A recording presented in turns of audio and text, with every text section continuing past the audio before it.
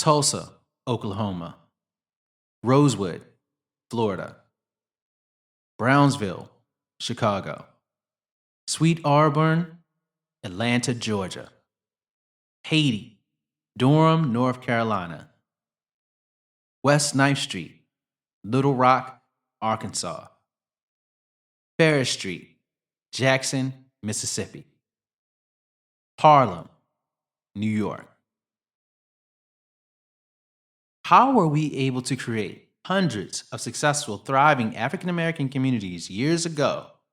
Yet today, so many of our communities, our business communities, struggle.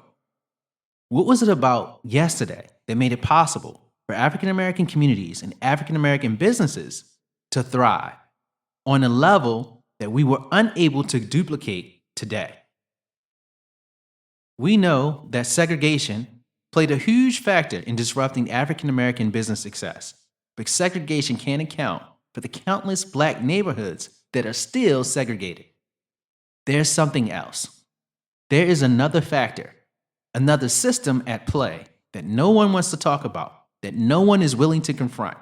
A system that quietly and systematically destroys the links of social and economic exchange in the African American community. A system that creates a culture of dependency. A system that commandeers African American leadership to carry out objectives foreign to the community's self-interest. A system that engages the community in non-economic development and prepares the community for market capture. And that system is the nonprofit industrial complex. In a normal system, in a system without the nonprofit industrial complex, cycles of economic exchange develop naturally in communities. Entrepreneurs create businesses whose products serve to solve the community's problems.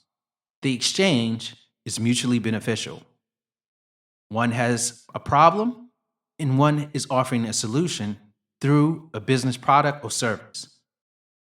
Eventually, other entrepreneurs offer their solutions to the problems, the needs within the community. These solutions or mutual beneficial exchanges form into networks that over time create the links or the pathways of social and economic exchange. The outcome is value added, measured in monetary gain for the businesses and the problems alleviated for the community or the consumer. The more entrepreneurs, the more products, the more solutions, the more value added, and the more mutually agreed beneficial exchanges in the community, making stronger links, stronger pathways to social and economic exchange within that particular network. Over time, such a system free from corruption, greed, monopolies would eliminate all problems within the community, raising the standard of living for everyone. These clusters of economic activity are eventually called markets. Markets are always cultural expressions that represent the community's mutually beneficial way of exchange built by the networks that created them. Markets represent the cluster of networks that make economic exchange possible. These markets or clusters of mutually beneficial, agreed social and economic exchange helps anyone in the community to negotiate their social and economic standing, because in this system, everyone has agency.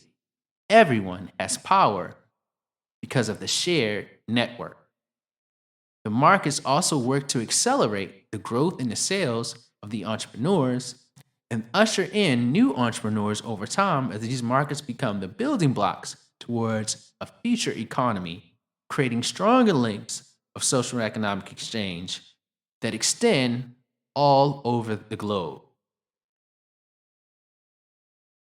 These normal cycles of social and economic exchange are disrupted when nonprofits enter a community. Nonprofits quietly and systematically destroy the mutually beneficial relationships, the links of social and economic exchange within the community. They do this by rewiring the networks away from what is mutually beneficial towards the causes and issues the nonprofit has deemed important. This redirection happens through funding the programs that predetermine what issues should be important to the community.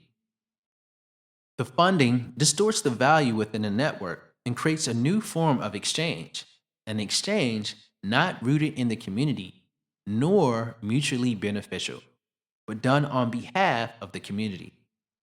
This alternative system rewires networks, drawing attention, resources, intelligence, labor, ingenuity, and innovation away from the mutually beneficial exchange, which is the true engine of social and economic development.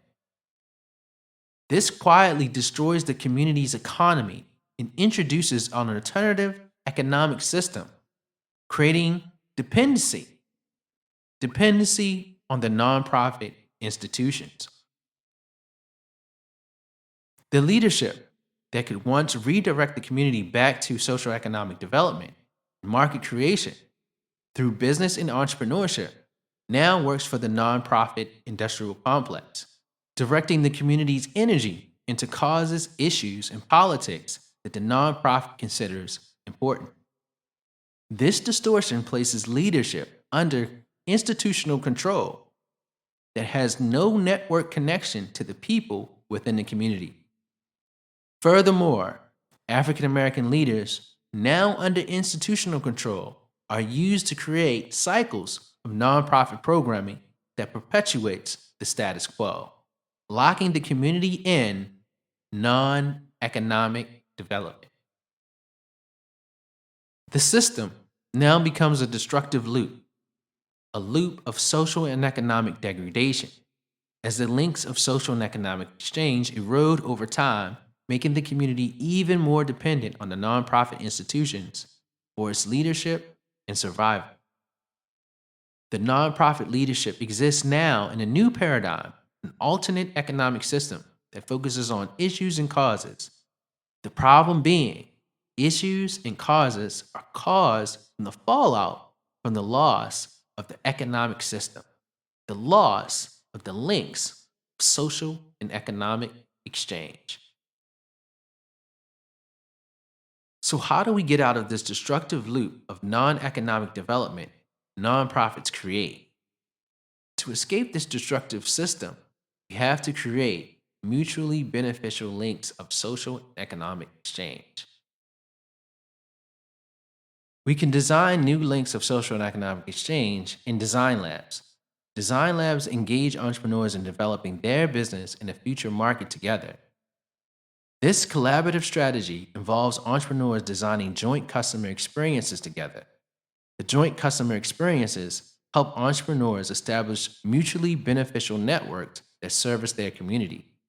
The outcome is a market, a cluster of networks the entrepreneurs refine over time that successfully services their community, thereby recreating the links of social and economic exchange. To learn more about design labs and how you can create them, click the link below.